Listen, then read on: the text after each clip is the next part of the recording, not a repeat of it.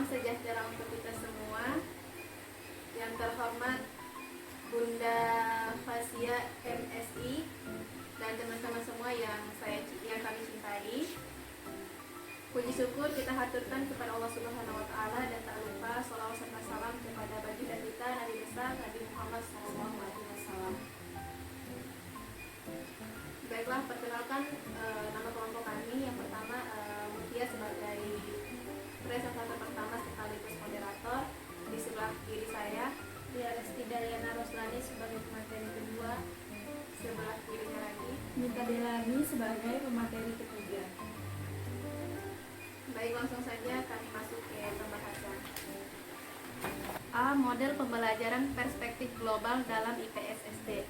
Model pembelajaran adalah seluruh rangkaian penyajian materi agar yang meliputi segala aspek sebelum, sedang, dan sesudah pembelajaran yang dilakukan guru serta segala fasilitas yang terkait yang digunakan secara langsung atau tidak langsung dalam proses belajar mengajar. Yang dalam pembelajaran, khususnya tentang pembelajaran masalah-masalah kontroversial dalam konteks perspektif global, ada 4 komponen yang harus diperhatikan, yaitu yang pertama, materi atau pokok bahasa.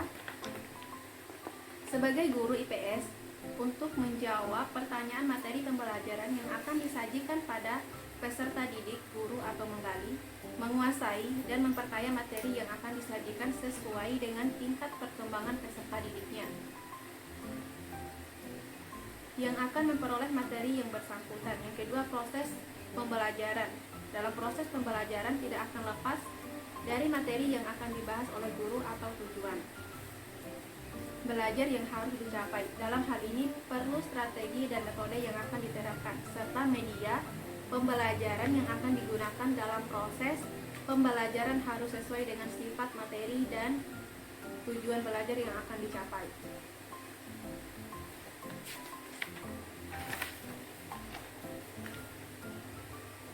Yang ketiga, tujuan yang akan dicapai.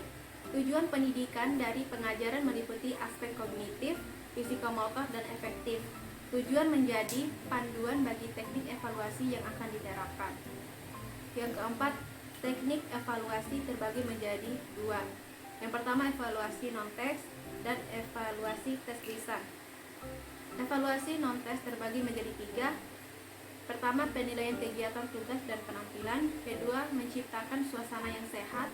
Yang ketiga, dasar kemajuan individu siswa, rasa ingin tahu, minat berpikir kritis. Terbagi menjadi 4.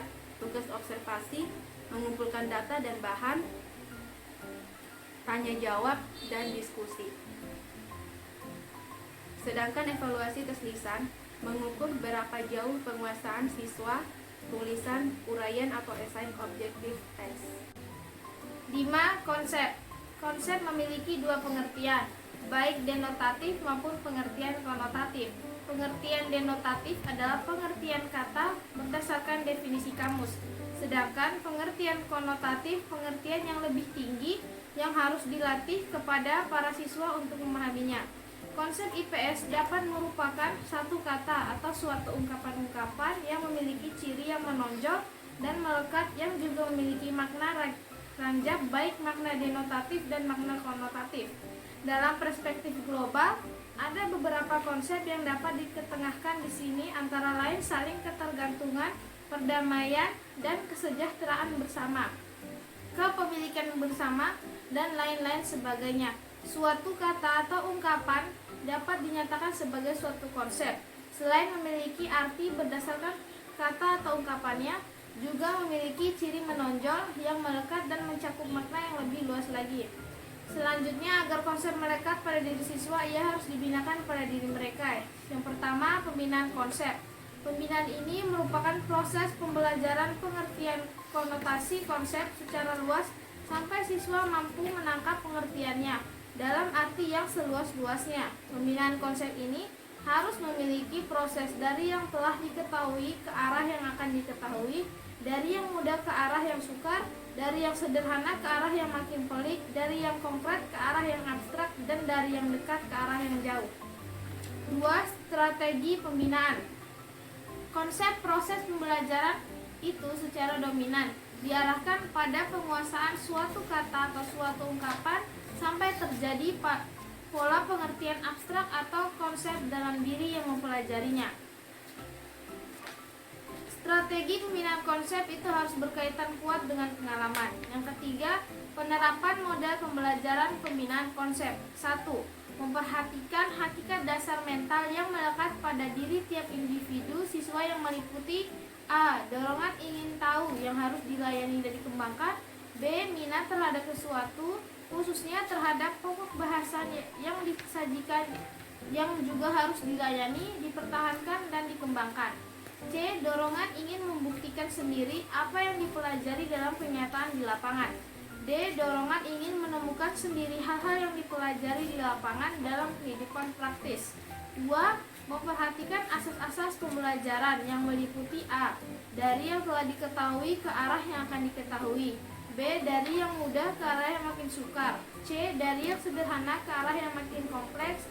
D. Dari yang dekat ke arah yang makin jauh. E. Dari yang konkret ke arah yang makin abstrak. 3. Kegiatan proses belajar mengajar. A.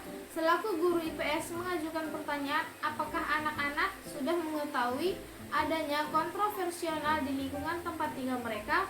Fenomena kontroversial antara lain kemiskinan di satu pihak dan kemewahan di pihak lain, kekumuhan dan kekotoran di satu pihak dan kebersihan. B. Dari tanya jawab tersebut, selaku guru IPS membawa minat dan perhatian murid ke lingkup yang lebih jauh tentang fenomena kontroversial yang telah diketahui oleh para siswa. Dalam hal ini, penggunaan peta Indonesia atau peta dunia sangat membantu citra penjelajahan para siswa. C. Melalui ceramah dan tanya jawab, informasi dan tentang fenomena kontroversial itu terus dikembangkan. Tingkat kemampuan siswa sesuai dengan asas pembelajaran tetap harus menjadi pegangan. D. Dengan menerapkan asas evaluasi yang berlanjut dan berkesinambungan dalam proses penyampaian informasi melalui ceramah guru, mengajukan pertanyaan untuk mengecek para siswa tentang pemahaman materi yang dibahas. E. Tidak semua materi pembelajaran diproses melalui kegiatan pembelajaran di dalam kelas. Siswa dapat ditugaskan berupa observasi di lingkungan sekitar siswa. Penerapan metode tugas ini dapat mengembangkan strategi keberanian bertanya, berkomunikasi, dan keterampilan dalam berbagai aspek. F. Siswa digiring keterampilannya untuk mengumpulkan guntingan dari media cetak tentang pemberitaan masalah-masalah yang kontroversial. 6. Pengembangan teknik evaluasi. Secara komprehensif, evaluasi yang dilakukan melalui langkah-langkah kegiatan sejak awal sampai penilaian tes akhir. Penilaian itu meliputi kegiatan tanya jawab, diskusi tugas, dengan hasilnya sampai yang terakhir tes tertulis. Evaluasi ini meliputi hal-hal yang kualitatif sampai pada nilai yang dapat diukur.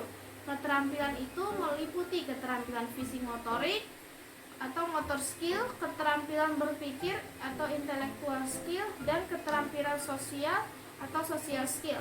Pada proses pembelajaran, khususnya pembelajaran IPS merupakan kegiatan puncak. Namun demikian, pelaksanaannya tidak hanya dilakukan pada akhir proses pembelajaran. Evaluasi dilakukan secara bertahap, berkesinambungan sesuai dengan proses pembelajaran.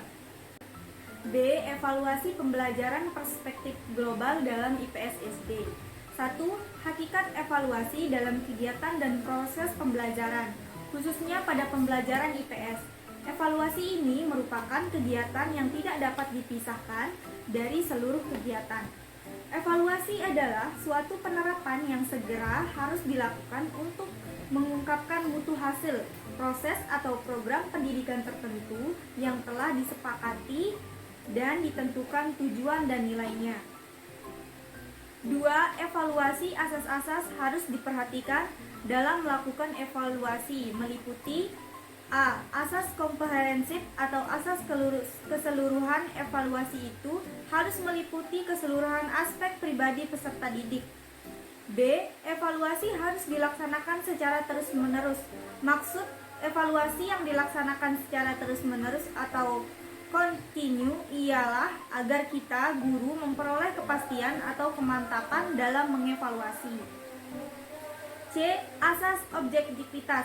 Asas ini dimaksudkan bahwa di dalam proses evaluasi hanya menunjukkan aspek yang 8 dievaluasi dengan keadaan yang sebenarnya. 3. Fungsi evaluasi. 1. Mengungkapkan penguasaan peserta didik yang meliputi pengetahuan, kemampuan berpikir, keterampilan, perasaan, dan sikapnya. 2. Menemukan kelemahan-kelemahan materi, metode, media pembelajaran, dan tujuan yang telah dirumuskan. Yang ketiga, mengungkapkan terpenuhi tidaknya tugas guru dalam melakukan pembelajaran terhadap para peserta didik.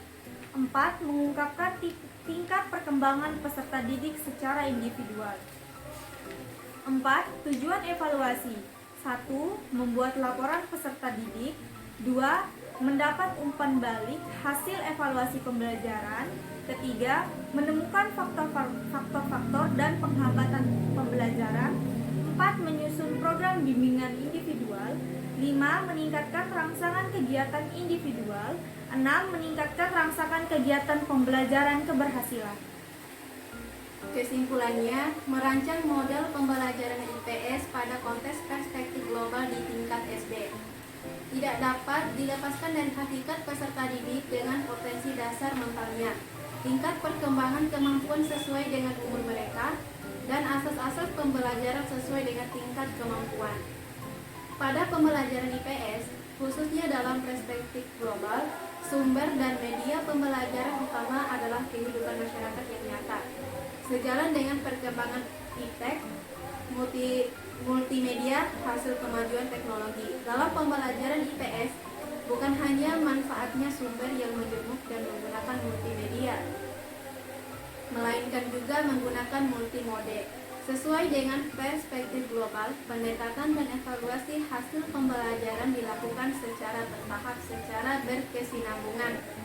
Dimulai dari awal pembelajaran, selama pembelajaran, dan pada akhir pembelajaran.